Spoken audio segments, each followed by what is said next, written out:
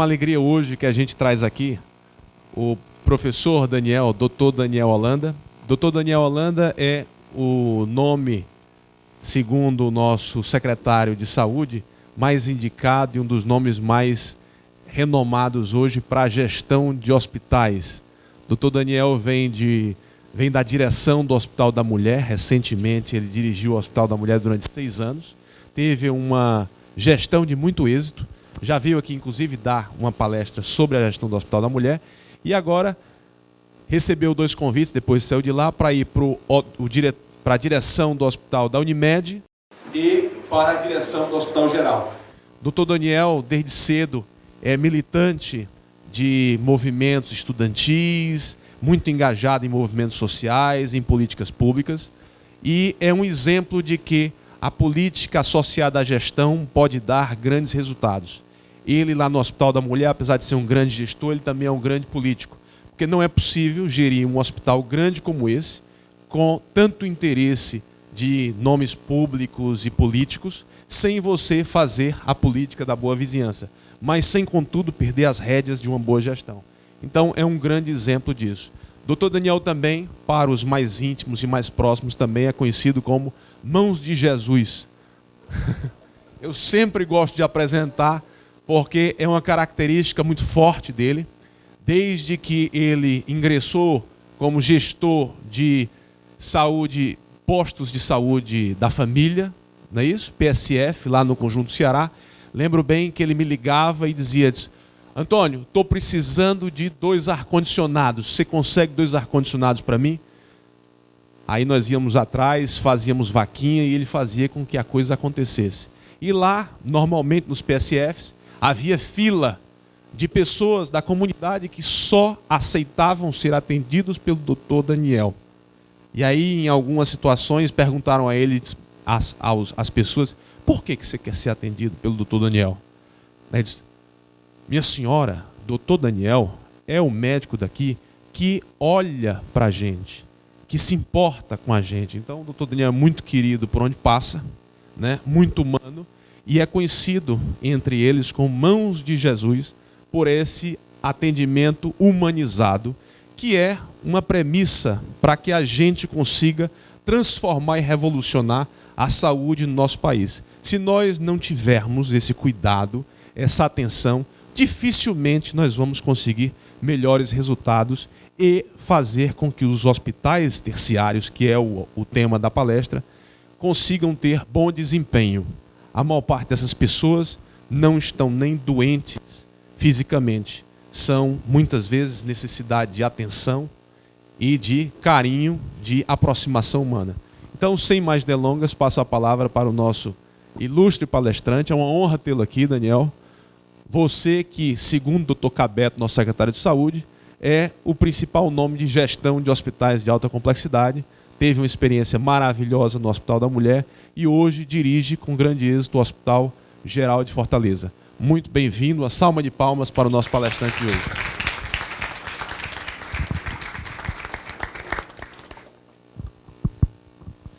Pessoal, vamos dar um desconto aí de uns 60% aí no que o Antônio falou.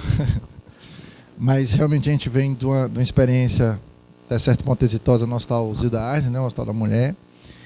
E em fevereiro recebemos o convite da então nova gestão da Secretaria de Saúde do Estado para ir para o Hospital Geral. Primeiro, agradecer a comissão organizadora aqui da Expo FGJ, né? Professor Garcia, professor Antônio, professora Daciele, professora Nema, que eu conheci hoje agora. É um prazer estar aqui, né? Quando foi me feito o convite, foi falado de um tempo bastante extenso que eu teria para conversar com vocês. Então, assim, eu preparei uma apresentação que vai mesclar algumas ações que a gente tem feito, vai inserir alguns vídeos que representam alguns conceitos que a gente quer passar para vocês. E do meio para o fim eu vou mostrar alguns resultados que a gente, de fevereiro para cá, ou seja, em 8, 10 meses, nós já estamos obtendo dentro da nossa filosofia de trabalho lá no Hospital Geral de Fortaleza, né? É claro que está longe ainda do que a gente tem como ideal, principalmente se falando em serviço público de saúde, mas é inegável que houve melhora E essa melhora ela é traduzida em números, né? E eu vou mostrar para vocês e aos poucos a gente vai falando um pouquinho sobre cada um dos pontos. Eu confesso também que se a gente for parar para sentar e falar de todas as ações que ao longo desses 10 meses a gente vem implementando, a gente ia demorar muito. Então, para não ficar muito cansativa a explanação, eu dei um enfoque maior na emergência, que realmente é o ponto crítico do Hospital Geral, mas existe uma série de outras ações na parte de apoio administrativo, na parte de gerência de RH, na parte de hotelaria e zeladoria, que a gente vem fazendo em paralelo. Então, mas que o foco aqui seria mais a parte assistencial, mas numa conversa subsequente a gente pode entrar em alguns detalhes, caso vocês queiram perguntar alguma coisa sobre isso, tá? Bom, então o Hospital Geral... não tem como a gente falar do Hospital Geral sem fazer pelo menos um preâmbulo, para a gente entender do que nós estamos falando. Você já conhece o Hospital Geral? Alguém de vocês já entrou no Hospital Geral? Quantos já entraram lá? Profissionalmente ou como usuário do SUS? Como usuário? Pronto. O Hospital Geral, ele é um hospital que foi fundado em maio de 1969. Quando a gente resgata um pouquinho a história do SUS, na verdade, da saúde pública do Brasil, naquela época existiam os institutos de aposentadoria e pensão, né? Então, o Hospital Geral foi criado naquela época, vinculado ao IAPB, se eu não me engano, que era de um instituto de aposentadoria e previdência da época.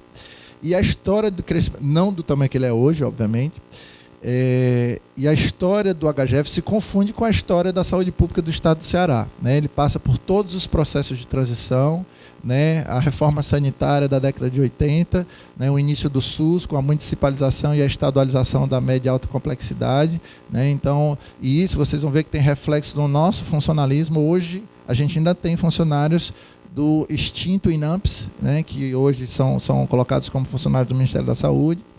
Claro que muitos deles já em processo de aposentadoria, mas e o crescimento das linhas de cuidado, que nós vamos falar um pouquinho, ela traduz realmente a mudança do perfil epidemiológico ao longo das décadas nas quais o Hospital Geral vem funcionando, né? É um hospital gigantesco, com 66 mil metros quadrados, né? Para vocês terem uma ideia, eu gosto de dar um dado que é curioso, o HGF tem mais de 3 mil portas. Então, vocês imaginam a estrutura, a manutenção predial que a gente tem que fazer diuturnamente, a parte de infraestrutura de gases, de energia. Recentemente, nós aderimos a um processo, eu nem botei aí, mas vem as coisas, a gente vai falando. O projeto de eficiência energética da Enel, né? Nós fizemos nós vamos ter um ganho aí de economia mensal. A conta de energia do HGF é em torno de R$600 mil mês. Então, com as mudanças que nós estamos fazendo, a conclusão da obra da subestação, nós teremos uma economia em torno de R$100 a R$150 mil na conta de energia por mês. E esse valor ele pode ser revertido em insumos, em material médico hospitalar, né? Então, são várias outras ações na parte de economicidade em saúde que a gente vem implementando também. Todo gigante precisa de gente trabalhando, né, pessoal? Então, nós temos no HGF em torno de 4.500 colaboradores dos mais variados vínculos, como eu falei. Então, são servidores do Ministério da Saúde, são servidores do Estado efetivos, né, cargo efetivos, são servidores do município de Fortaleza ou de outros municípios cedidos, como eu, que sou do município, sou puro sangue município de Fortaleza, os 2 tetos são de lá. Eu tenho boa parte do corpo assistencial em todas as categorias são cooperativas, né, e isso tem suas vantagens e tem desvantagens principalmente para o trabalhador, né? E isso vem chamando a atenção da gente. Está sendo feito um projeto de reestruturação de RH, né? O professor Cabete ele tem dado muita importância a essa questão, inclusive porque influencia na lei de responsabilidade fiscal, porque ele tem um teto para gastar com funcionalismo, o governo do Estado, então tem todo um trâmite burocrático por trás disso. Então não é só assim, não, é só fazer concurso. Não, não é bem assim. Você tem que obedecer um orçamento, você tem que entrar dentro da lei de responsabilidade fiscal, então é todo um estudo que está sendo feito, né? A saúde não tem preço, mas tem custo, né, pessoal? O HGF custa mensalmente R$36 milhões, né? Hoje, com a produção do HGF, que nós estamos reestruturando, porque é uma produção, um faturamento mal feito ainda, nós faturamos em torno de 6 a 7 milhões. Então essa conta nunca bate. Se eu faturo 7 milhões e gasto 36, sempre tem problema. É óbvio que nenhum hospital público funciona da sua produção. Ele funciona, né, ele tem seu custeio à base de habilitações de serviços, adesão a programas, Rede Cegonha, por exemplo, SOS Emergências, enfim, uma série de programas que o Ministério da Saúde tinha, né, que não tem mais novos projetos, infelizmente, com o novo governo, que custeiam as unidades de saúde, né? E hoje o HGF tem cadastrado no CNES, que é o Cadastro Nacional de Estabelecimento de Saúde, em torno de 545 leitos. Então é o maior hospital do estado do Ceará, né? O IJF, com a ampliação do IJF2, ele vai para 600 e poucos leitos, né? Hoje o IJF tem em torno de 400. Só que tem uma grande diferença do HGF para o IJF, por exemplo, do Hospital de Messejana, que eu vou falar um pouquinho, que é a linha de cuidado heterogênea e altamente complexa. O que é que eu estou querendo dizer? O Hospital de Messejana, ele é complexo, né? Mas ele tem uma linha de cuidado cardiológica e pulmonar. O IJF é um hospital complexo, mas ele tem uma linha de cuidado, é trauma e cirurgia, trauma ortopédico ou cirurgia ortopédica. O HGF, pessoal, ele faz um pré-natal de alto risco com um parto prematuro extremo com um bebê de 600 gramas dentro de uma UTI neonatal, até um transplante de fígado, de rim, que hoje faz 10 anos, hoje não, amanhã faz 10 anos, vai ter até uma solenidade lá amanhã à tarde, passando por uma neurocirurgia, uma cirurgia endovascular de um aneurisma, uma retirada de estômago, uma gastrectomia radical por um tumor de estômago, um transplante de córnea, um implante coclear para surdos, enfim, é um negócio completamente sui generis, né? Isso, inclusive, a nível nacional. Raros hospitais têm o tamanho e a complexidade de serviços que o Hospital Geral de Fortaleza tem, né? Então, quando a gente pensa em HGF e a mídia negativa só nos faz lembrar do corredor, ninguém lembra que o HGF tem um papel na rede de saúde do Estado do Ceará e do Nordeste fundamental. Não se pensa hoje a rede de saúde do Norte e Nordeste sem o HGF. E eu falo Norte e Nordeste porque o nosso setor de transplante opera pessoas do Norte e Nordeste, né? Então, é uma estrutura, como eu falei, completamente original e única, né? Nós fazemos em torno de 3 mil atendimentos emergenciais mês. E eu vou mostrar alguns dados para vocês que quando a gente começou a implementar as mudanças da emergência e saíram as primeiras matérias, eu sou curioso, eu ia ver os comentários, por exemplo, no Instagram do Povo Online, enfim. E aí os comentários eram assim, morreu todo mundo. Ou esconderam em tal lugar, onde é que o piscinão foi parar? Eram os comentários. Ninguém acredita no que eu vou falar para vocês. Então é importante que vocês entendam que nós estamos atendendo mais e estamos mantendo menos pessoas no corredor, porque a efetividade está muito maior. E eu vou mostrar isso com dados para vocês. Porque se pensou-se nos primeiros meses que nós estávamos reduzindo o corredor às custas de bloqueios, de restrições de entrada. Eu vou mostrar para vocês justamente o contrário, tá? 25 mil consultas, isso aqui está por baixo, tá, pessoal? Porque hoje, contando com as consultas extras, são em torno de 1.300 a 1.500 consultas dia. Então, se você fizer as contas, botar os dias úteis, vai passar aí de 30 mil fácil, né? Então, 30 mil consultas das mais variadas especialidades médicas e multiprofissionais, de enfermagem, fisioterapia, fono, TO, enfim, toda uma gama de serviços. A linha do complexo eu já falei, e ainda tem um papel fundamental na rede, que é ser um hospital-escola. O HGF hoje é o maior palco de ensino e aprendizagem na área de saúde do estado do Ceará, né, na prática. Nós temos mais de 300 vagas de residência médica e multidisciplinar, e aí eu cito com maior ênfase a residência multi em transplante, a residência multi em UTI, que são nossos carros-chefes, né? Então, sem falar dos inúmeros convênios com instituições de nível de graduação, de nível técnico, de pós-graduação. Nós temos um comitê de ética em pesquisa de excelência. Nós recebemos a visita do CONEP, né, do Comitê Nacional de Ética em Pesquisa, há mais ou menos uns 15 dias. E eu recebi publicamente o elogio da Comissão Nacional a eficiência do trabalho, a quantidade de trabalhos aceitos e negados, ou seja, eles não contam se foi só aceito, eles contam a quantidade de trabalhos que foram analisados, né, e o tempo resposta para essa análise. Então, o CONEP, o CEP do HGF é um dos mais eficientes do Brasil inteiro, né? Perde para, se não me engano, 2 ou 3 no eixo sul. Então, vamos lá. Eu vou me ater a algumas coisas, pessoal, e eu quero sempre deixar claro. Existem várias outras ações em paralelo dentro da estrutura hospitalar. Eu vou me ater um pouco à emergência, porque durante décadas a emergência foi o calo do hospital, né? A mídia negativa, o impacto político, como o Antônio fala, né? Então, e a gente vai mostrar algumas ações, mas a gente pode discutir uma série de outras depois, tá? Então, essa era a situação. Eu cheguei no HGF no final de fevereiro, eu fui batizado no Carnaval, na semana antes do Carnaval, né? E a situação era essa. Eu tinha 150 pacientes em macas no corredor. Aí vocês imaginam como é que estava a minha cabeça. Eu estava no Hospital da Mulher, no Hospital Porta Fechada, regulado, todo redondinho, que eu estava lá na direção há 2 anos, como diretor-geral. Antes de ser diretor-geral, eu era diretor médico há 2 anos antes, então eu estava na gestão lá há 4 anos. Tudo já redondinho. Aí eu chego no HGF e encontro um Hospital da Mulher inteiro nos corredores. O Hospital da Mulher tem 190 leitos, eu tinha 150 só no chão do HGF. Né? Então vocês imaginem a realidade que foi encontrada em fevereiro.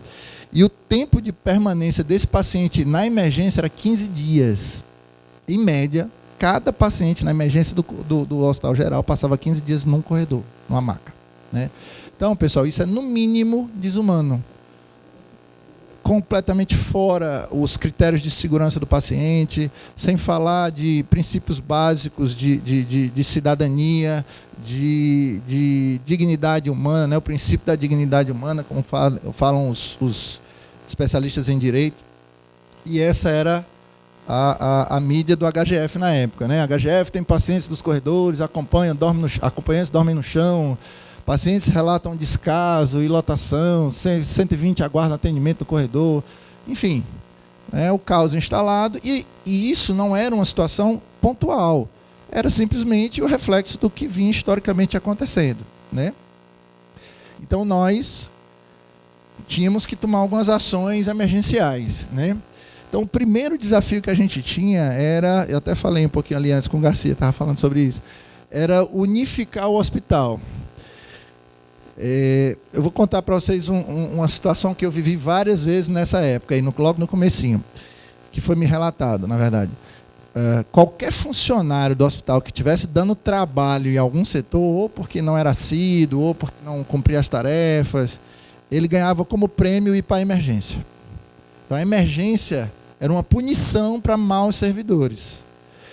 Outro exemplo, chegou um equipamento novo, um ultrassom novo, um respirador novo, vai para a UTI, o que está velho vai para a emergência. Então, existia toda uma cultura, uma baixa autoestima dos próprios colaboradores que ali estavam. Né? E existia uma cultura da parte eletiva do hospital, que é aquela que atende no ambulatório, faz cirurgia marcada, enfim, que vocês devem conhecer, e em achar que a emergência era um peso morto, que deviam ter 2 hospitais. A emergência era um hospital e o eletivo era outro. Então, esse foi o primeiro conceito que a gente teve que quebrar lá dentro. Está completamente desfeito? Óbvio que não. Isso é uma cultura de décadas, né? E que a gente tem que, aos poucos, alimentar e mostrar que não é bem assim. A emergência hoje, a gente sabe que é um dos maiores pontos de ensino-aprendizagem em saúde. Então, eu vou dar alguns exemplos depois de algumas medidas, mas não passava pela minha cabeça como é que o Hospital Geral tinha uma residência, por exemplo, de clínica médica, que é top no estado do Ceará, e os residentes de clínica médica não passavam na emergência. Não davam plantão, não passavam, porque simplesmente tinha um feudo, um atrito entre as coordenações e a coisa não acontecia. Então, são coisas desse tipo que a gente vem tentando combater e, aos poucos, a gente está conseguindo ter eficiência em relação a isso. Né? Então, existe, como eu falei em outra ocasião anterior, vícios operacionais, o combate à informalidade. Então, eu não posso ter um hospital da complexidade do HGF e ter um almoxerifado milionário, né, que mexe com a molinha que eu boto dentro do aneurisma, e que cada molinha é 5, 8 mil reais, e eu boto 5, 6 num paciente. Então, um paciente que bota uma molinha no aneurisma dele por um AVC hemorrágico, eu gasto R$30 mil em um paciente, dependendo da quantidade de molas que eu coloco. E esse almoxarifado, ele ainda é um pouco, mas era muito amador, muito arcaico, sem controle de estoque adequado, sem uma dispensação e um controle desse efetivo uso. Então, isso nos deixava impacientes, inconformados. Então, para vocês terem ideia, aqui são realmente várias ações, em vários eixos em paralelo que a gente vem fazendo. Então, eu falei um pouquinho do resgate à equipe, e uma das coisas que a gente vem batendo sempre, e aí entra um pouquinho no que o Antônio falou, é o estímulo à empatia, né? Eu acho que vocês têm o conceito da empatia formado na cabeça, mas quando a gente se aprofunda, a gente vê que tem uma empatia cognitiva e uma empatia emocional. A empatia cognitiva é aquela que você se coloca no lugar do outro, mas você acaba tendo um benefício secundário. E a empatia emocional é aquela que é pura e simples empatia, você olhar pelo olhar do outro. Então, pessoal, existe uma falácia sobre saúde pública, que é a necessidade de mais leitos. Nós precisamos de mais leitos, de mais leitos, de mais leitos, de mais leitos, de mais leitos. Na verdade, o que a gente precisa, pode ser até que a gente precise de mais leito, mas antes da gente precisar de mais leito, a gente precisa que os que a gente tem sejam melhor otimizados, né? E eu vou mostrar dados para vocês. Então, todos os trabalhos científicos publicados mundialmente sobre superlotação de emergências, o primeiro enfoque é otimização do tempo de permanência. Então, você imagina o que é eu diminuir 2, 3 dias no tempo de permanência de um hospital de 500 leitos. A enorme quantidade de leitos que eu vou gerar, né? E aí eu vou mostrar os dados que a gente tem realizado. Então, esse desde o primeiro dia foi o foco. Só que para eu otimizar leito, pessoal, otimizar tempo de permanência, pense num negócio difícil. Por quê? Porque eu envolvo toda a cadeia produtiva do sistema, né? Eu otimizo o tempo de permanência quando eu não deixo o meu almoxarifado faltar determinado insumo para fazer uma cirurgia. Eu otimizo o tempo de permanência quando a energia não cai na hora que o doutor vai fazer a cirurgia, ele suspende a cirurgia. Eu otimizo o tempo de permanência quando o exame marcado dele durante o internamento não é desmarcado porque faltou o contraste. Então, eu otimizo o tempo de permanência quando o leito está pronto para o meu paciente subir, ou a Secretaria de Saúde de Aracati pega meu paciente que está de alta lá, sem precisar levar um paciente em troca, que é isso que a gente recebe às vezes de informação. Não, doutor, deixa ele aí, porque quando eu for levar outro amanhã para outro local, eu trago o seu. Meu amigo, eu vou ficar 24 horas com o leito ocupado, um paciente de alta, com 40 pacientes no corredor. Então, essa visão do gestor do município, a gente precisa. E o doutor Zosmo, meu colega de pós-graduação e ex-diretor do hospital, por isso que eu te perguntei se ele estava aqui, eu ia já dar uma indireta nele aqui, porque tem um paciente do Aracati lá esperando. Mas, enfim, esse tipo de comportamento, as secretarias municipais de saúde, principalmente no interior do estado, já que em Fortaleza a gente tem um diálogo mais fácil, tem que ser visto, né? O paciente não deixa de ser um munícipe de Aracati, de Fortim, da região aqui de vocês, porque ele foi para a HGF. A gente sabe, a gente estuda o SUS e sabe que um dos princípios do SUS é a integralidade da assistência. O paciente tem que ser assistido em todos os níveis de atenção. Nós lá somos responsáveis pela parte terciária.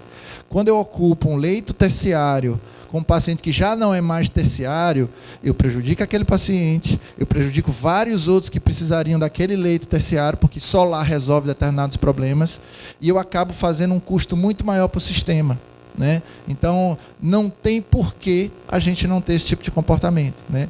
Então, eu peço que vocês, nas mais variadas esferas de atuação de vocês mantenham esse foco, vocês provavelmente vão ser gestores no futuro, e sempre tenham esse olhar, né? Cada instrumento de gestão tem seu papel dentro da rede hierarquizada de saúde. Bom, então, as mudanças que foram feitas lá no hospital, principalmente relacionadas à emergência, ela influi, como eu falei, ela inclui em vários pontos, né? Um dos principais foi a reestruturação do acolhimento, né? Eu tinha, na emergência do maior hospital do estado do Ceará, recém-formado, dando plantão.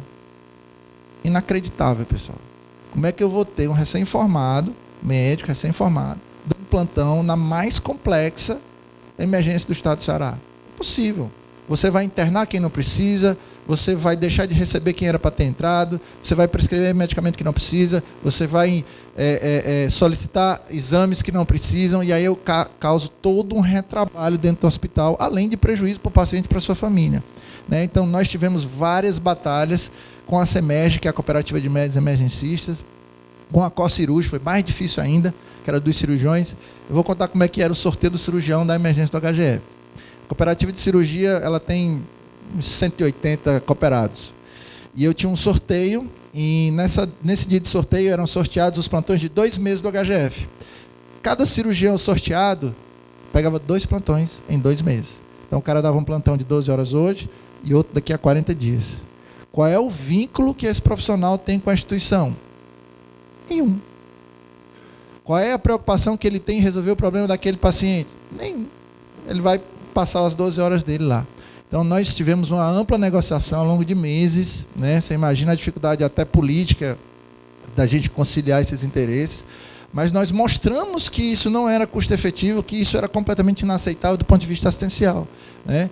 Então, nós montamos a nossa equipe, hoje, os chefes de equipe, não todos os plantonistas, mas todas as chefias de equipe, boa parte da equipe inteira foram indicados por nós, são ex-residentes do HGF ou de outros serviços, com formação em clínica médica, em terapia intensiva, em subespecialidades, gastroenterologia, nefrologia, cardiologia, enfim, para que a qualidade assistencial fosse um ponto forte da nossa emergência. E é muito gratificante para a gente, enquanto profissional na área de saúde, quando eu recebo colegas dizendo: rapaz, Daniel, eu estou pensando em voltar a dar plantão lá na emergência. Pô, isso é uma satisfação enorme. Porque durante muitos anos todo mundo fugia, hoje o pessoal está querendo voltar. Né? Então isso ajudou muito. E isso foi feito, não eu citei as categorias médicas, mas foi feito principalmente na enfermagem. Na enfermagem nós fizemos, inclusive, um acordo com a Escola Cearense de Emergências, que é vinculada à CEMERG e à SOCEMO, e nós conseguimos algumas etapas de curso de BLS para enfermagem, nível médio, nível superior. Então, você começa a dar uma nova visão, né, uma visão de educação continuada, e faz com que os profissionais se sintam realmente valorizados e parte do processo assistencial. Né? Nós temos ainda no HGF vários protocolos, alguns que estão em pleno funcionamento e outros que estão ainda por validação, mas que estão sendo iniciados. Eu vou falar um pouquinho do AVC, que ele é um dos carros-chefes lá do hospital. Eu não sei se vocês viram, eu não costumo assistir o Fantástico, mas há uns 15 dias atrás, no Fantástico passou uma matéria sobre AVC com o Drauzio Varela. Vocês chegaram a ver essa matéria? Essa matéria ia ser filmada no HGF. Essa matéria nós recebemos a equipe da Rede Globo lá, fizemos toda uma organização do setor, e quando estava faltando 2, 3 dias, eles ligaram para a SESA, né, Secretaria de Saúde do Estado, e pediram desculpas, enfim, porque a logística para eles gravarem aqui em Fortaleza ia ser muito complicado, trazer o Dr. Drauzio, enfim, e aí para eles, óbvio, operacionalmente é muito mais fácil fazer em Ribeirão Preto, onde eles fizeram. Por que eu estou dizendo isso? Porque a nossa unidade da AVC é igual à de Ribeirão Preto. Na verdade, elas foram criadas juntas, né? A filosofia de trabalho é praticamente a mesma. E hoje a nossa unidade de AVC tem os melhores resultados a nível mundial, pessoal. Não é só a nível do estado do Ceará, nem do Brasil, é a nível mundial. Vários dos nossos colegas neurologistas e neurointervencionistas, né, que fazem os cateterismos da cabeça para desobstruir as artérias, colocar essas molinhas que eu falei para vocês, fazem parte de trabalhos multicêntricos, e uma das maiores casuísticas desses trabalhos são os pacientes do HGF. Então, hoje, nós temos um protocolo de AVC na janela, né, que é aquele paciente que até 3 horas do evento. Então, inclusive está tendo todo um trabalho, a doutora Fernanda Maia, que é neurologista, chefe da neuro lá do Hospital Geral, ela está fazendo está chefiando um comitê da SESA que vai descentralizar as ações da unidade de AVC. Começou lá em Fortaleza, tem um projeto piloto na UPA do Cristo Redentor, né, que é do Pirambu. Tem vários outros, se eu não me engano, o Hospital Regional do Sertão Central vai ter uma unidade de AVC.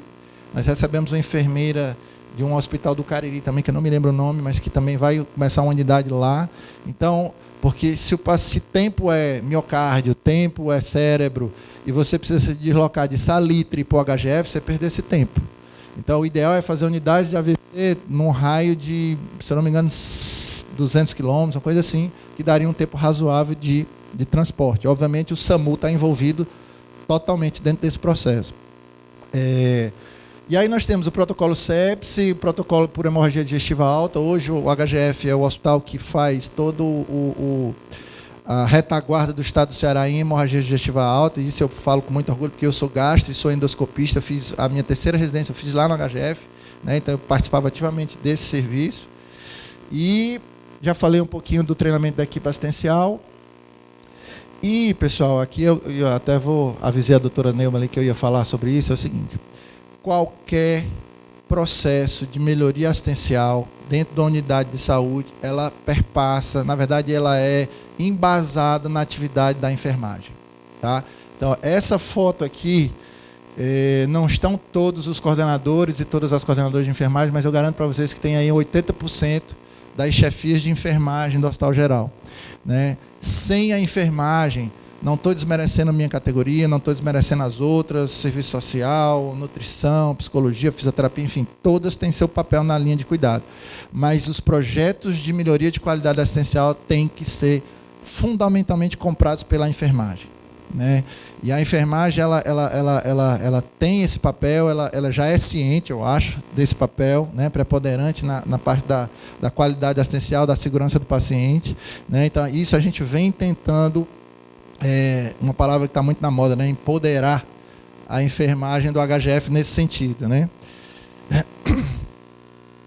Bom, a gente falou também das qualificações dos profissionais. A horizontalidade é uma coisa interessante, que era o seguinte: mesmo a gente mudando as equipes, qualificando as equipes, eu tinha uma equipe da segunda, uma da terça, uma da quarta, uma da quinta, uma da sexta. O que a gente pensou? Vamos colocar um diarista, né, um médico que vai ver o paciente todos os dias. Então, além do plantonista, eu tenho um longitudinal, ou horizontal, como se fala. Então, aquele médico ele é responsável pelo segmento daquele paciente, para saber, eu pedi um raio-x ontem, por que não foi feito?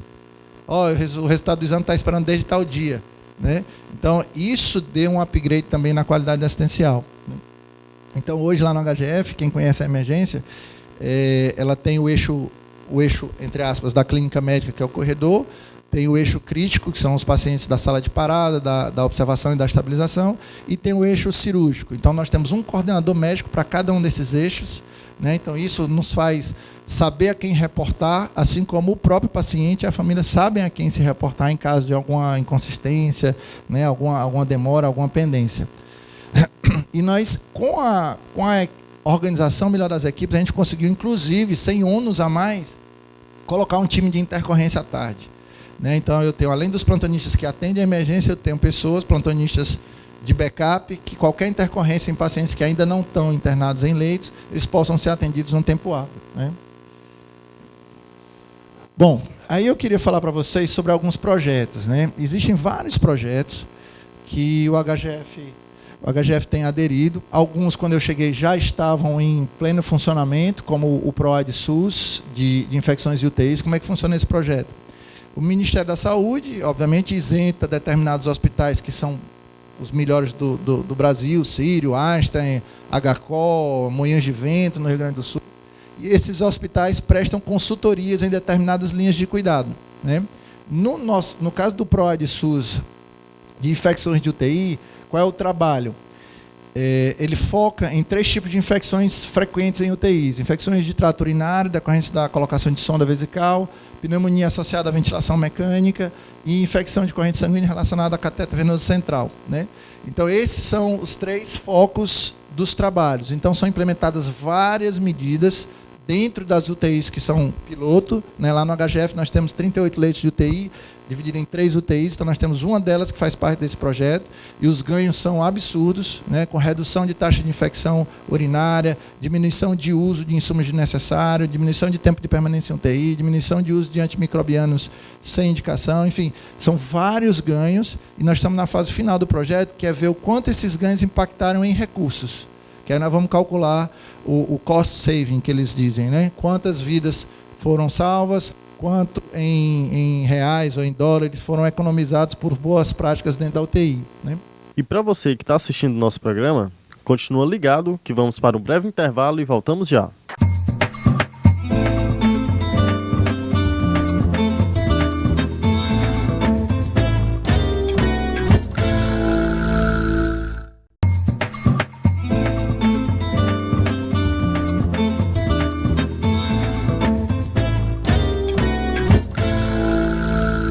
E aí nós vamos falar um pouquinho depois sobre o Lean nas emergências, que é o xodó dos últimos meses. Inclusive, hoje eu estou faltando a visita do pessoal do Lean lá no HGF para vir para cá. Eles ficam 2 dias a cada 15 dias. Né? A equipe do Lean é formada por uma médica, que é especialista em Lean na área de saúde, e um engenheiro de produção, todos eles funcionários do Sírio-Libanês. Aí vem uma pergunta básica. Vocês sabem o que é Lean, pessoal?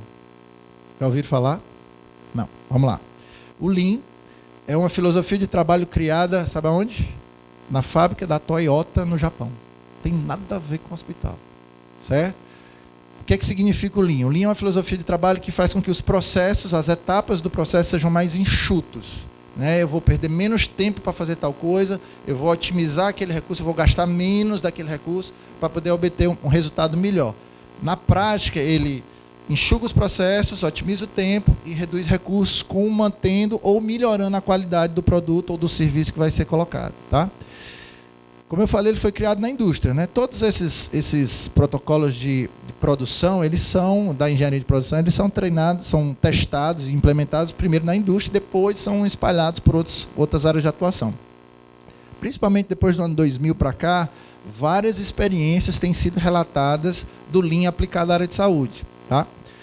Em todos os setores. Eu posso colocar o Lean num laboratório de análises clínicas, eu posso tentar o Lean num agendamento ambulatorial para otimizar a minha oferta de consultas, eu posso utilizar o Lean dentro de um centro cirúrgico para aumentar a rotatividade do meu leito cirúrgico, da minha sala de cirurgia.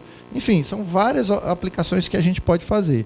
Ele tem muito também do 5S, né, de você evitar desperdício, organizar. E nós nos inscrevemos por volta de maio, junho, fomos aceitos e em julho começou a consultoria. Né? E aí a gente tem uma relação bastante proveitosa para ambas as partes. E o que eu achei mais interessante do Lean, pessoal, foi que boa parte dos conceitos que o Lean, a filosofia Lean trouxe para dentro do HGF, nós, quando eu digo nós, o corpo diretivo do HGF, modéstia à parte, já estava colocando em prática, porém sem o respaldo da instituição nacional.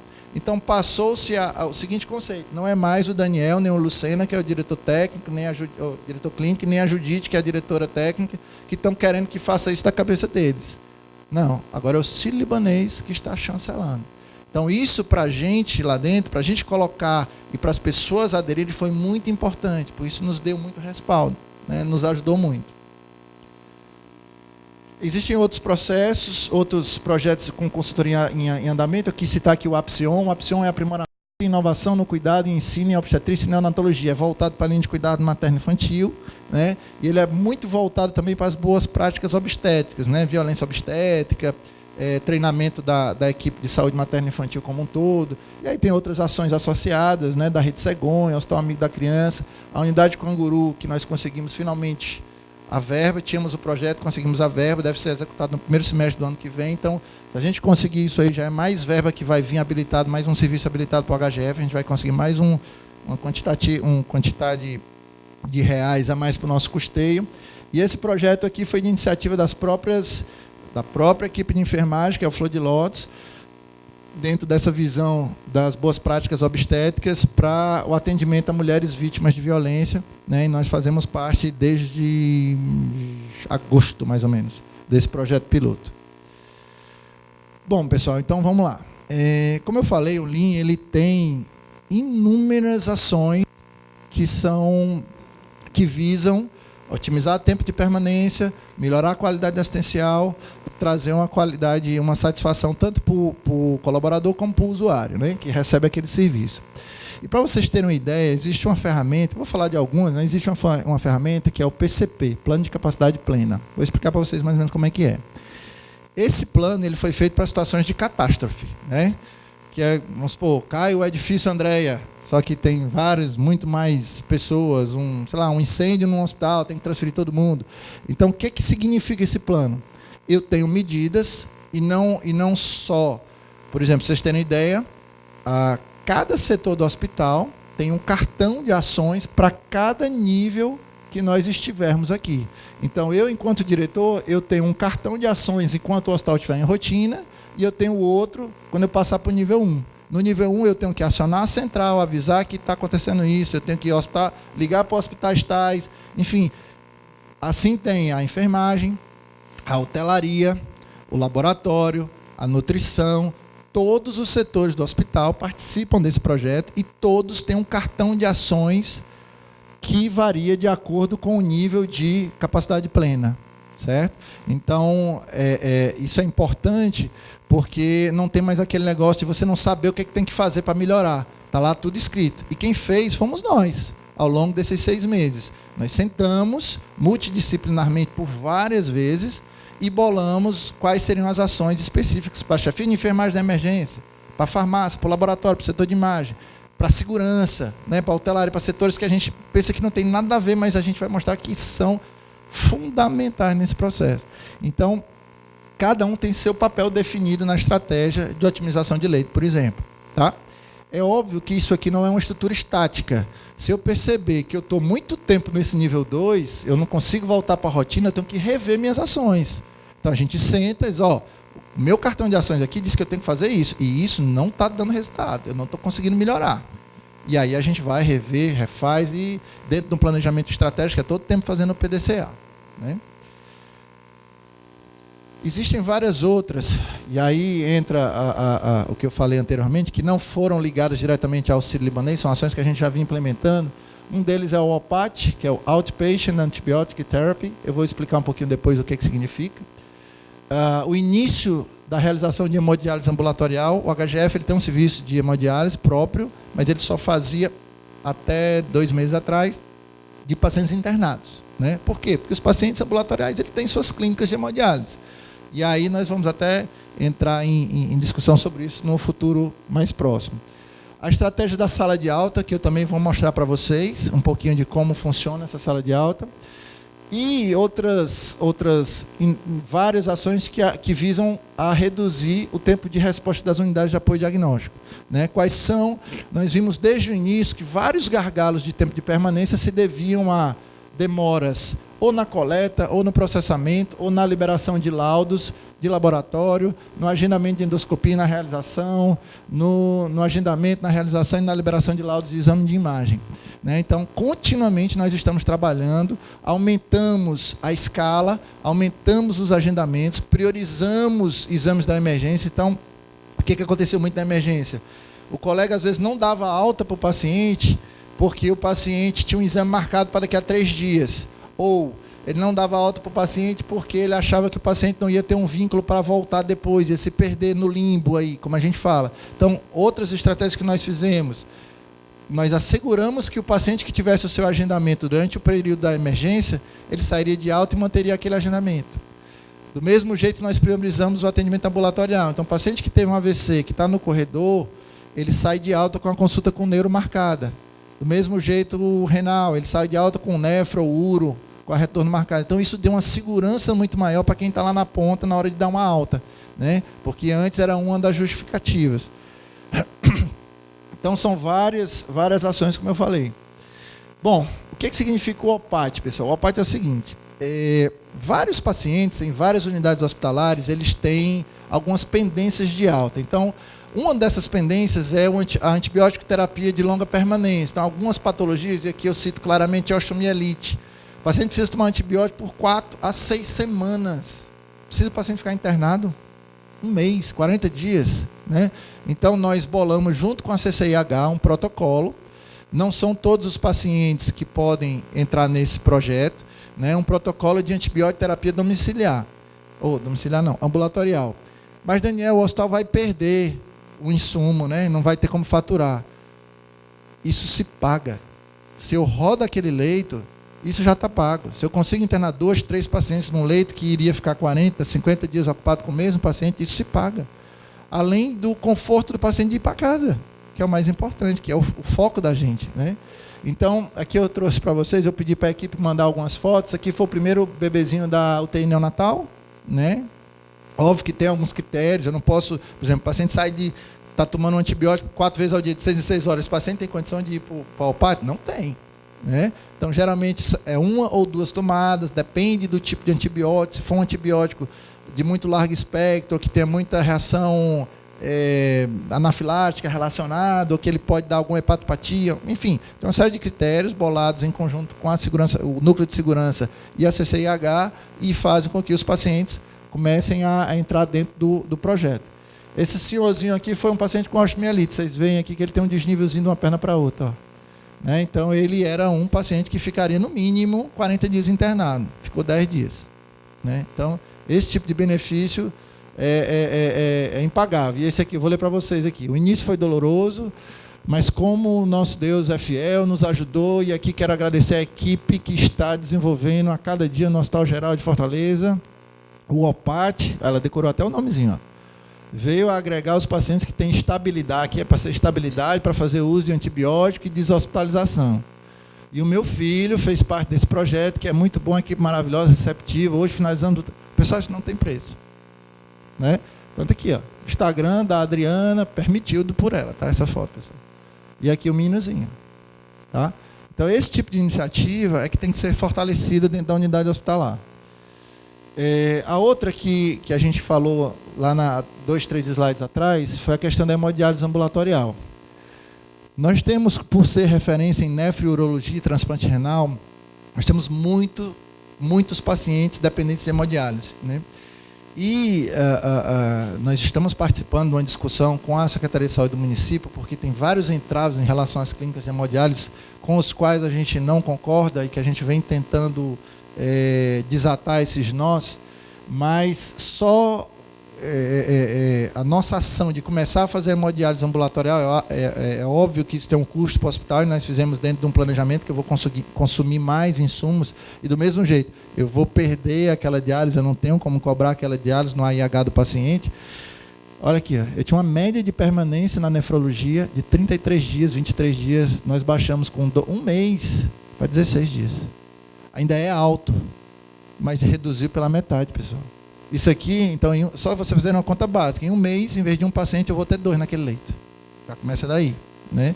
Então, existem outras estratégias. Né? Nós temos muitas dificuldades com as clínicas de hemodiálise do interior. Né? Ontem mesmo eu estava conversando com um dos proprietários de uma das clínicas, que faz a parte de Baturité. Nós não temos protocolos claros de inserção nessas clínicas. Na prefeitura já tem, na prefeitura de Fortaleza, que foi o que a gente foi discutir. Para vocês terem uma ideia, tem uma série de exames, muitos deles, eu diria a maioria, que são feitos para a pessoa entrar numa clínica hemodiálise, não precisam ser repetidos em momento nenhum na vida, só naquele momento, e que as clínicas de hemodiálise, em determinadas situações, pedem que a gente repita, mesmo que o paciente, eu sou renal crônico, eu faço hemodiálise na clínica aqui em Aracati há 5 anos. Aí eu tenho um problema de saúde, tenho que ir no HGF, que minha pressão subiu, sei lá, alguma coisa assim. Eu fiquei 5 dias no HGF, estou de alta. O HGF tem que fazer todos os exames de novo. O paciente é da clínica, já é daqui, já é acompanhado aqui há 5 anos, 3 anos, sei lá. E aí eles querem que a gente repita todos os exames. E isso faz o quê? Onera o sistema, onera o paciente, aumenta o tempo de permanência, aumenta o risco de infecção desse paciente na emergência. Então, esse tipo de discussão a gente vem tendo com a Secretaria de Saúde do Estado, porque é ela que vai liderar esse processo de padronização das entradas e reentradas de pacientes em clínicas de hemodiálise. Sem falar em pacientes de transplante, porque a gente está tentando viabilizar uma casa de apoio ao transplantado. Vou dar uma justificativa para você. É o seguinte, o paciente que é transplantado renal, quando ele sai da cirurgia, no outro dia ele já está urinando, não. Ele tem um período de transição em que o rim vai começar a funcionar. Durante esse período ele ainda dialisa. Né? E durante esse período, como ele está em uso de vários medicamentos que caem a imunidade, quanto menos tempo ele ficar hospitalizado, melhor. Certo? E boa parte desse tempo que ele fica hospitalizado é esperando uma clínica de diálise para poder voltar e ficar fazendo hemodiálise só enquanto o enxerto funciona. Né? E, às vezes, alguns desses pacientes não vão mais nem precisar de hemodiálise, mas eles não precisariam estar internados. Internados, eles correm risco de infecção. Só que qual é o grande problema? Um transplantado do Fortim, ele não tem como ele vir para casa logo. Ele precisa de um retorno com 3 dias para ver, fazer um examezinho de sangue para saber se o nível do imunossupressor no sangue dele está adequado. Então não dá para ele ficar se deslocando. Ele tinha que ficar perto do hospital, não dentro, mas perto. Então nós estamos, junto com algumas organizações não governamentais, tentando viabilizar o aluguel de um imóvel próximo ao Hospital Geral, para que a gente aloque, a parte pessoal a gente vai fazer, vai priorizar, e a gente colocaria esses pacientes pós-transplante nessa casa, né? Em relação às parcerias, é interessante eu citar que ontem nós recebemos uma doação, que na verdade, quando eu assumi em fevereiro, já estava em processo, mas tinha sido amarrado, e a gente tentou agilizar e deu certo, com o Rotary, né? O Rotary Internacional entregou ontem 2 camas pediátricas de transplante, 2 ventiladores mecânicos, 2 monitores, 2 mantas térmicas, que é aquele bichinho, aquele lençolzinho com um azinho quente dentro, ontem, no Hospital Geral. Então, isso a gente sabe que há instituições que podem ajudar nesses processos, né, das parcerias público-privadas. Precisa, muitas vezes, projetos, né, que foi o que a gente fez e agilizou, e viabilizar do ponto de vista jurídico, para que ninguém ache que tem alguém ganhando, né, por trás disso, né? Quando o foco da gente é assistência, isso tem que ficar claro, e eu acho que não faltam instituições que queiram fazer esse apelo social, né? E o transplantado ele tem um apelo social gigante, né?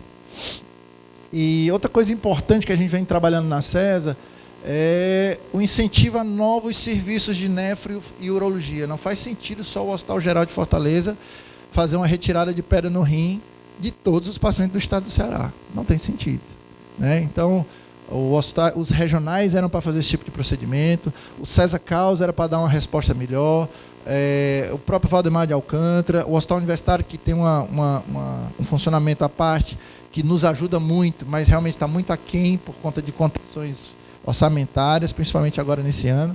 Então, a gente vem trabalhando a possibilidade de outros serviços de nefro e urologia que descarreguem um pouquinho o nosso peso do nosso corredor. Hoje, pessoal, dos nossos pacientes do corredor, eu posso dizer para vocês que 70% deles, 80%, talvez até 80%, se dividam em vascular, urologia e nefrologia e neurologia AVC, né? E se vocês entenderem um pouquinho, qual é o paciente que complica vascular? É o hipertenso, diabético, que obstrui uma artéria e vai ter problemas circulatórios. Qual é o que complica e vai para problema renal e hemodiálise? É o hipertenso, é o diabético, que vai complicar, perde função do rim e vai para hemodiálise. Qual é o que complica e faz AVC? É o hipertenso, o diabético. Qual é o problema do estado do Ceará? Não é o corredor da HGF, pessoal. A atenção primária, a atenção secundária está muito aquém do que a gente espera. Então, você acaba onerando o sistema, porque esses pacientes são muito mais caros para o sistema, né? O grau de mutilação desses pacientes e o grau de desgaste familiar e do próprio paciente é muito maior do que se ele conseguir ter uma terapia na atenção primária. Isso é chovendo molhado aqui, né? Tá. Enfim, mas eu sempre gosto de falar isso, porque as pessoas acham que o problema do HGF se resolve só no HGF, quando não é. Aqui é outra experiência que a gente tem, que é a sala de alta. Esse aqui foi o primeiro paciente. Está triste ele, né? Seu Roberto. Vamos lá, pessoal. O que é a sala de alta? Que é uma das estratégias para otimizar tempo de permanência. A sala de alta é uma estrutura que a gente adaptou e reformou, para onde vão os pacientes que estão de alta, mas estão aguardando o transporte de onde? Do Aracati, de Salitre, de Campos Sales, de Xaramubim, de todos os locais. Porque o que acontecia? O paciente está de alta, só que o transporte só vai de tardezinha, quando ele passa recolhendo todo mundo, né? Aí eu ficava com o paciente o dia todinho no leito de alta, para ele liberar o leito 5, 6 horas da tarde, para a gente começar a limpar o leito. Às vezes o paciente de longa permanência tem que fazer desinfecção terminal, demora 2, 3, 4 horas, e um paciente lá no corredor esperando para subir, né? Então, essa visão, mais uma vez, os municípios têm que entender, né? Eu não posso ir na hora que eu quero, eu tenho que ir na hora que é necessário, né? Então, a estrutura da sala de alta foi justamente para essa. É óbvio que eu não posso colocar todos os pacientes aqui, porque eu preciso de cumprir alguns critérios. Vou ler para vocês que ficou pequeno. Então, quem pode utilizar a sala de alta? Isso aqui não foi da cabeça minha, tá, pessoal? Isso aqui foi, óbvio, foi ideia nossa, mas foi construído coletivamente, principalmente com quem? A enfermagem, para que a gente conseguisse fazer uma otimização do tempo de permanência. Então, vamos lá. Pacientes adultos e orientados com transporte confirmado para antes das 18 horas. Por quê? Porque fecha às 19. Tá? Então, o paciente tem que ir embora. Pacientes independentes e capazes de realizar o autocuidado. certo? Quem não pode utilizar? Pacientes desorientados, pacientes que aguardam transferência para outro hospital, né? Pacientes acamados, pacientes independentes de uso de oxigênio, né? Então, existem alguns critérios que você, obviamente, tem que obedecer. Então, isso aqui, pessoal, é quase a recepção da São Carlos, do Monte Clínico. É bem estruturado. Colocamos uma televisão de 30 e tantas polegadas, ar-condicionado, as poltroninhas assim, tem um sofazinho para 3 lugares, tem um auxiliar de enfermagem, e essa sala de alta ela é vizinho à emergência. Então, qualquer problema, a equipe da emergência está orientada a fazer os primeiros atendimentos lá. Tá? Então, essa é mais uma das estratégias que a gente vem implementando. Tá, outras ferramentas de gestão, que acho que você já tem algum contato com eles, o Kanban, que é uma estratégia visual de tempo de permanência, né? Então, esses pacientes marcadinhos aqui, para cada patologia, eu tenho um tempo médio de permanência que eu espero. Então, por exemplo, um paciente que internou por vamos supor, uma gastroenterite, que a gente não interna lá, mas uma gastroenterite, que o tempo de permanência média é 2 dias. Se ele está lá menos de 2 dias, ele está verde. Se ele está no 3º dia, ele está amarelo. Se ele está no 6º dia, ele está vermelho. Então, isso visualmente chama atenção. Porque o que acontece? O diarista ele vai atrás dos vermelhos logo. O que está acontecendo que o paciente está aqui? Né? Já avermelhou. Né? Então, a gente tem que ir atrás. Outra ferramenta é o Huddle. O que é o Huddle?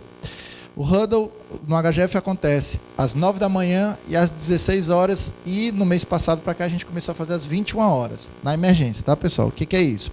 É uma reunião extremamente rápida, de 10 minutos, contado, quando dá 10 minutos todo mundo vai embora, em pé, na emergência, com toda a equipe do hospital que tem influência na emergência, no resultado da emergência. Então eu tenho aqui o chefe de equipe, que é o Rafael, tenho a enfermagem da emergência, o núcleo de regulação de leitos, eu tenho a nutrição, eu tenho a zeladoria, eu tenho a hotelaria, eu tenho a vigilância, eu tenho a farmácia, eu tenho o setor de imagem, todos. Chegam lá, o chefe de equipe tem um roteirinho que também foi construído coletivamente e ele pergunta, eu tenho algum leito bloqueado no hospital? Ah, sim, tem engenharia também. Tem algum leito no hospital bloqueado? Aí o NID diz, tem, não tem? Qual é o leito? Tem ou não tem? Tá. Tem algum leito? E por que está bloqueado? Porque está faltando monitor? Engenharia clínica? Qual é o monitor? Tal. Ou então está bloqueado porque tem uma goteira, engenharia civil, predial, tem que ir lá ajeitar. Tem um paciente que está serviço social, tem um paciente que está de alta, mas está esperando liberar uma dieta tal hora, nutrição, tal. Então, é 10 minutos que você já vai para o plantão sabendo exatamente quais são as prioridades daquele plantão. Imagem, estou com tais e tais pacientes pendentes de ultrassom, 3 não fizeram, 2 fizeram, mas estão sem um laudo, eu preciso para transferir. Então, é passado tudo isso. Tem um roteirinho, quem leva isso é o chefe de equipe. A gente faz isso às 9, às 16 e às 21 horas. Né? Então, isso é o Huddle. E aí, assim, a gente falou sobre algumas mudanças estruturais, pessoal. Isso aqui, para quem nunca viu, isso aqui era a sala de parada do Hospital Geral de Fortaleza. Aqui cabem 4 leitos e são os pacientes mais graves do hospital, tirando a UTI. São os pacientes que chegam normalmente em parada cardiorrespiratória e são reanimados. Né? Alto nível de criticidade. Ou pararam ou estão na iminência de parar e terem que ser reanimados. E era assim. Né? A porta. Então, nós tivemos todo um trabalho aí que... Aí você imagina, não, é só fazer uma reformazinha de 4 leitos. Não. Eu tenho que tirar todos os pacientes, eu tenho que parar de atender, eu tenho que avisar a central de regulação que durante um período eu vou precisar que desviem determinados pacientes para outras unidades. Eu tenho que mobilizar a equipe todinha e transferir para outro local onde eram atendidos esses pacientes. Então, não é simplesmente eu fazer isso aqui, não, pessoal. Tem toda uma logística por trás. Né? Então, talvez por isso não tinha sido feito antes. Então foi feita uma reformazinha, ficou muito mais agradável. E aí no outro dia você vai lá, a equipe está toda sorridente. Achando que reformaram a casa, estão de casa nova e realmente estão. Então esse tipo de mudança faz com que a equipe realmente trabalhe e se sinta valorizada. E aí eu vou começar a trazer alguns resultados para vocês. Há muita lenga-lenga e eu não mostro os números. Então vamos lá. Existem alguns indicadores, pessoal, que a gente passou a usar depois da vinda do Lean, do sírio-libanês. E aí a gente tem o loss e sem internação. O que é o loss? O que é o loss? O loss é o tempo da entrada até a definição de conduta, para internar ou para dar alta, certo? E aqui nós tínhamos uma média até junho, julho, em torno de 100 horas, desde a chegada do paciente até definir por dar alta do paciente, e ao longo dos meses nós caímos para 45 horas. Né? Então, os pacientes eles demoravam vários dias, eu vou mostrar depois, e a gente em 45 horas consegue resolver o problema do paciente quando ele não precisa internar. Lembrando que dentro dessas 45 horas, eu tenho 32% dos pacientes que eles conseguem fazer isso em 10 horas. Então, olha a diferença. Né? Então, realmente, uma redução significativa de 55%. Tá? Lógico que a internação ele é mais gritante ainda. Né? Quando você tinha pacientes que internavam, que o destino final dele era internamento, você demorava 113. Hoje você demora no máximo 50, em média 50. E eu tenho 22% que essa definição acontece em até 10 horas. Né? Isso é um padrão top, pessoal. Né? Então, redução de 56%. Com isso, a gente reduz o quê? Mortalidade, é óbvio. Se eu tiro o paciente de lá antes, eu deixo de ter complicações inerentes à assistência. Né? Quem estuda um pouquinho de segurança do paciente sabe que uma das atividades mais arriscadas hoje é se internar. Né? Então, quando você interna, a chance de você ter um efeito adverso daquele cuidado é muito alto. Né? Desde o livro Errar Humano, de 1999. 1999, Então, nós tivemos uma redução de 27% na taxa de óbito em até 24 horas dentro da nossa emergência. E aqui aquela variável de alto impacto, que é o NEROX, eu não vou entrar em detalhes sobre como é calculado, mas você tem uma redução de 9,7 dias para 2,99 em novembro. Né? Uma redução de praticamente 70%. O setup do leito é uma coisa muito importante. Lembra a história que eu falei do paciente do Limoeiro, do Aracati, que ele fica no leito lá? Existe outro indicador que é aquele. Depois que o cara sai do leito, quanto tempo esse leito vai ser ocupado? Em quanto tempo depois esse leito volta a ser ocupado? Quando a gente chegou, eu não trouxe a estatística, mas no começo do ano, esse tempo beirava 10 horas. Então, eu tinha leitos, em média, né, doutora? Porque às vezes você tem, por conta desses tipos de caso.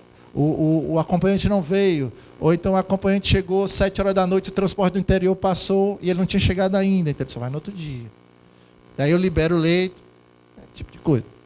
Enfim, então o tempo do setup do leito a gente conseguiu, e aqui é muito importante não só a enfermagem, como o núcleo interno de regulação que a gente vem fortalecendo, e rouparia, hotelaria. Fundamental aqui. Né? Então, eu estou sendo repetitivo, pessoal, mas é para esse conceito realmente entrar. O resultado obtido, vamos supor, na nossa emergência, ele é completamente multifatorial e envolve envolve o envolvimento, é ótimo, né? Mas ele envolve a adesão, digamos assim, de todos os setores do hospital, assistenciais ou administrativos. Né? Esse gráfico aqui eu acho um dos mais legais.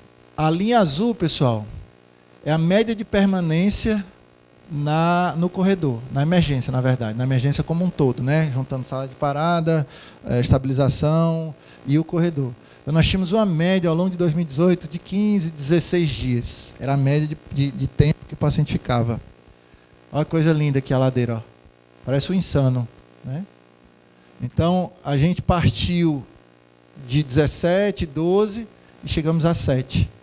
Né? Então, imaginem a quantidade de leitos gerados, né, com isso. Tá bom?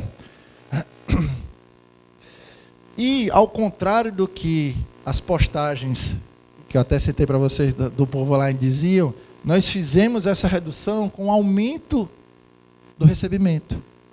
Então, nós estamos recebendo em torno de 23% a mais do que recebíamos no primeiro semestre, e nós estamos mantendo uma taxa de rotatividade muito maior, e com isso o corredor diminui. É matemática, não tem para onde correr. Se eu interno mais gente e eu resolvo mais rápido, eu reduzo o corredor. Né? Então, esse dado foi muito importante, porque, falando um pouquinho de política, o Sindicato dos Médicos, o doutor Edmar, o presidente do Sindicato dos Médicos, eu tenho um bom relacionamento com ele, mas ele é um quanto mais opositor da situação. Né? E quando a gente começou a mostrar, ele começou a ver, ele não acreditou. E ele ligou para mim. Eu disse, Edmar, vem aqui embaixo. Aí ele foi. E eu mostrei exatamente esses dados, eu fui com ele lá. Porque realmente, pessoal, durante décadas o que se passou era que isso era uma situação irremediável. Que isso era uma situação que, sei lá, e se você for até um pouco maldoso, tinha gente que se aproveitava do caos, né? Então, essa ideia é difícil de entrar na área assistencial, nos próprios profissionais, que é possível, né? E principalmente na parte política e gestora, né? Porque eles olham com olhares, no mínimo, matreiros, né? Então, eles querem se aproveitar de qualquer tipo de coisa. Então, isso é um dado que ele fala por si, né? Eu não preciso justificar mais nada. Ó, eu atendo mais. Ah, não, você está deixando de receber. Não, estou recebendo mais. Ah, não, mas os pacientes estão tudo represados nas UPAs. Aqui, ó, o dado passado por mim pelo ISH ontem. Botei ontem na apresentação. De janeiro a outubro de 2018 é o verdinho, tá, pessoal? Aqui é UPA por UPA. E aqui é janeiro a outubro de 2019, UPA por UPA, o azulzinho. Passado por mim, pelo Dr. Flávio Delefeu, presidente do ISH, ontem. Então, nós estamos recebendo mais pacientes das UPAs. Por que isso está acontecendo? Porque quando eu defino um perfil de atendimento, eu sei exatamente o que aquele hospital faz, é muito mais fácil de regular paciente para lá. Eu sei escolher melhor meus pacientes, eu vou ter menos problema na hora de chegar para o chefe de equipe e dizer que ele faz parte do seu perfil, porque o chefe de equipe sabe que faz. E ele vai receber, né? Então, esse tipo de dado, digamos, desmoraliza os 25% do que nada vai dar certo, né? E aqui é o total. Então, de janeiro a outubro do ano passado, comparação de janeiro a outubro desse ano, nós tivemos uma elevação de 32% do número de pacientes regulados de UPAs para o HGF. Né? Então, volto a dizer, estamos atendendo mais, estamos diminuindo o corredor, porque a eficiência do processo interno está melhor. Então, é isso que define esses indicadores. Eu queria mostrar para vocês, tu abre aquele site lá, dentro da política de compliance, né, de transparência da atual gestão da Secretaria, existe esse site, que eu não sei se vocês conhecem, é o IntegraSUS. Dentro desse site, vocês têm indicadores online de todas as unidades hospitalares, inclusive do HGF. Vocês já pegaram aqui o mote, então, quando vocês estiverem fazendo qualquer tipo de trabalho na faculdade, nos cursos de pós-graduação, enfim, vocês podem colocar lá IntegraSUS, tem evolução da taxa de ocupação do HGF, que a gente sabe que todos os protocolos de segurança do paciente mandam que essa taxa de ocupação seja entre 85% e 95%. Quando nós chegamos no HGF, essa taxa de ocupação era beirando os 120%, por conta do nosso corredor. Hoje a gente está perto de 102%, 103%. Não é o ideal, mas já está numa curva de decrescente. Tem outros indicadores, como mortalidade, enfim, tem uma série de indicadores que depois vocês podem online ter acesso. Eu tenho como saber agora, por esse aplicativo, por esse site, quantos pacientes estão nesse momento sendo atendidos na emergência do HGF. Então, vocês têm acesso, né? Quantos estão a mais de 24 horas, quantos chegaram a menos de 24 horas. Então, fica a dica aí para vocês, quando quiserem pesquisar alguma coisa em relação aos dados da CESA. Tá? E ele tem também os dados de financeiros, tá? Administrativos, tem recursos também. Quanto foi repassado para cada unidade, tem tudo aí. Bom, e aí eu vou mostrar aqui, eu vou vender meu peixe aqui um pouquinho para vocês. Então aqui são, quem conhece o corredor do HGF, na verdade são vários corredores, né? Um emaranhado de corredores. E aí a gente vai passando o que é que vem acontecendo, né? Isso aqui é a parte da frente, aqui tinha maca, né? Eu recebi o relato do pessoal da limpeza, doutor, eu trabalho aqui há, sei lá, 8 anos, 5 anos, coisa assim. Eu nunca, e eu sempre fui da emergência, eu nunca consegui passar o pano aqui, ó, atrás dessa coluna. Porque sempre, durante esses 5, sei lá quantos anos que o cara trabalhava lá, tinha maca aqui. Então, até nisso, a gente conseguiu, nós fizemos uma desinfecção terminal no corredor inteiro. Lavando, foi aquela faxina mesmo. Se tivesse criança, estava escorregando no chão, né? Aqui é o corredor que dá para as áreas de observação críticas, né? Aqui é a sala de parada, a OBS 3, ele está assim. Aqui, ó. Isso era a realidade, isso é a realidade hoje. Hoje deve ter um pouquinho mais, porque o corredor é cíclico. Eu vou mostrar a foto do dia que a gente bateu, essa foto foi o dia com o menor número de corredor dos últimos, sei lá, 15, 20 anos, por aí. E sem esconder piscinão, né? Que é o mais importante. Então, hoje, e o corredor ele é cíclico, né? Para vocês terem uma ideia, em média se internam pela emergência no HGF em torno de 26, 28 pacientes em 24 horas. Que dia é hoje? Hoje é quinta. Foi na segunda-feira, do plantão do domingo à noite para a segunda-feira, nós internamos quase 60 pacientes em menos de 48 horas. Então é todo tempo enxugando gelo, né? Então a gente não pode parar em nenhum momento. Essa foto aqui que eu falei. Essa foto que foi publicada em algumas mídias aí de cobertura. Comprar a ideia, o sucesso não é da gestora, o sucesso é de quem fez aquele processo acontecer. Bom dia, obrigado, pessoal.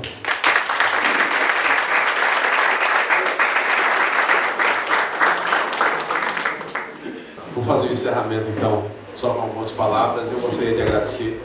Gostaria de mencionar que nós tivemos a oportunidade hoje aqui de conversar com o Dr. Daniel e dizer que ele é líder de uma equipe. E essa equipe é a equipe hoje mais prestigiada do estado do Ceará para a gestão de saúde de complexidade, com complexidade. E vocês veem que o olhar e a essência do sucesso dele é o trabalho em equipe. Quando eles vão juntos, eles defendem juntos. E eles acreditam que tem que haver sempre essa visão do gestor, em agregar, em ter integração do que está fazendo. Eu não sei se vocês repararam na fala do Daniel, mas ele disse, olha, tem 25%, esse número é científico, tem 25% que vai torcer contra. Em qualquer situação, tem 25% de pessoas que vão tentar derrubar o projeto ou a determinação que vocês têm sobre alguma missão ou sobre algum objetivo, algum propósito.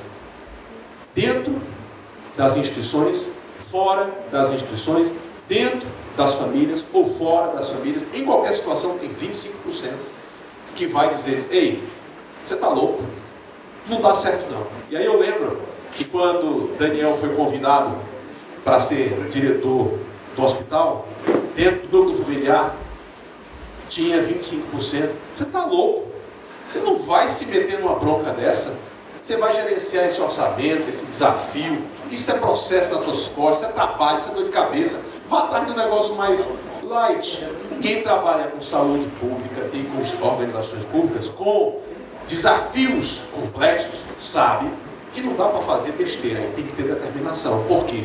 Vai ter sempre 25% dentro, fora, querendo boicotar, querendo derrubar.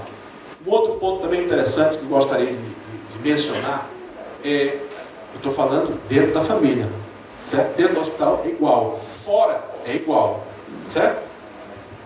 Gostaria de mencionar também um ponto que é interessante. Sempre que ele esteve à frente com a equipe dele da gestão, ele nunca menosprezou ou combateu ou chutou ninguém, mesmo aqueles com quem ele não tinha simpatia ou concordava com o objetivo deles. Vou dar o exemplo dos políticos, dos vereadores que faziam fila. Então ele determinou um momento na agenda dele para receber o vereador. Tudo bem, venha cá, toma um cafezinho, beleza, pode deixar, nós vamos cuidar dele e tal. Ele não burlou o processo. Esse bater de frente, na verdade tem um para-choque na minha frente, que é o Dr. Cabeto. O Dr. Cabeto faz esse serviço.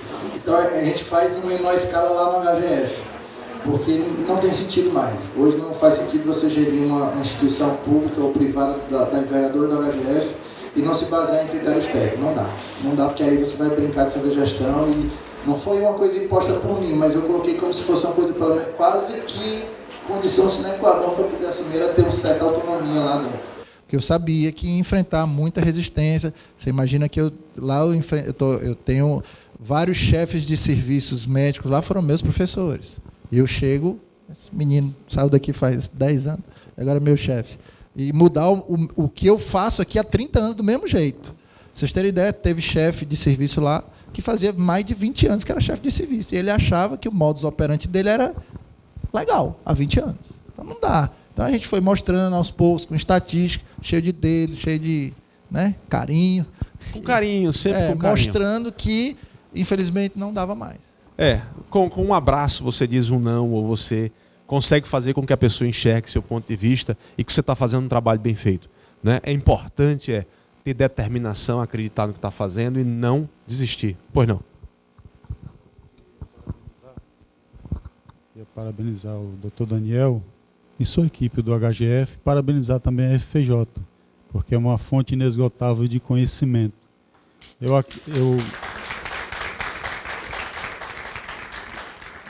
Eu acredito que o paciente ele tem direito à saúde. E a saúde, na realidade, começa quando você proporciona o amor ao próximo. Nós podemos ver aqui, embora vivemos num país em desenvolvimento, competência, amor ao próximo, organização. Então as coisas acontecem. Queria dizer para o senhor que a cada dia Deus possa lhe iluminar, né, o senhor e toda a sua equipe, e parabenizá-lo. Para mim foi uma honra conhecê-lo e saber que no nosso país existe esse cuidado com a para saúde. vocês quando quiserem ir lá no HGF, tá? E aí, para encerrar o nosso evento, eu gostaria de entregar ao Daniel, mas antes eu queria só encerrar com a seguinte reflexão. O tema do nosso encontro da Expo é futuro, solução ou problema. E nós precisamos estar orientados para o futuro. A palestra do Daniel, como todos os encontros que nós estamos realizando dentro da faculdade, tem esse propósito. Nós precisamos estar orientados para o futuro. E aí, essa reflexão, futuro, solução ao problema, dependendo de como você esteja orientado, você pode enxergar que no futuro vai ser um problema. Ou você pode enxergar que vai ser uma solução. Se nós estivermos orientados para o futuro, compreendendo o que virá, orientado e pensando na construção desse futuro, e não necessariamente querendo usar as ferramentas do passado para construir o presente, porque há um conflito entre o que é passado, presente e futuro. Presente e futuro. O presente ele é o passado ou é o futuro? E essa reflexão tem que ficar na nossa cabeça. A gente não pode viver o presente preso e atado a um ressentimento e às mágoas do passado ou às ferramentas que nós tínhamos no passado. Nós temos que viver o presente, construir o presente, sem achar que nós estamos viajando na maionese, porque talvez essa previsão de desocupar os corredores fosse: você está louco? Isso não vai acontecer nunca. Ele nunca vai limpar aquele canto da parede, porque ali há 9 anos tem uma maca fixa que entra paciente e sai paciente. Mas, se nós estivermos implementando soluções, acreditando, determinados a conquistar determinados objetivos, orientados para objetivos de futuro, a gente pode, de fato, construir o presente, o futuro no presente. Né? Então, não é apenas o presente que constrói o futuro. O futuro também constrói, ajuda a construir o presente, dependendo de como nós estejamos orientados. Então, Dr. Daniel, gostaríamos de agradecer com uma pequena lembrança do evento, da Expo, e o certificado, e eu peço mais uma calorosa salva de palmas. Que a faculdade seja uma extensão da sua atuação, brilhante atuação profissional, e que você possa sempre nos inspirar com o seu exemplo e com a sua experiência profissional. Seja muito bem-vindo, Daniel. Obrigado mais uma vez.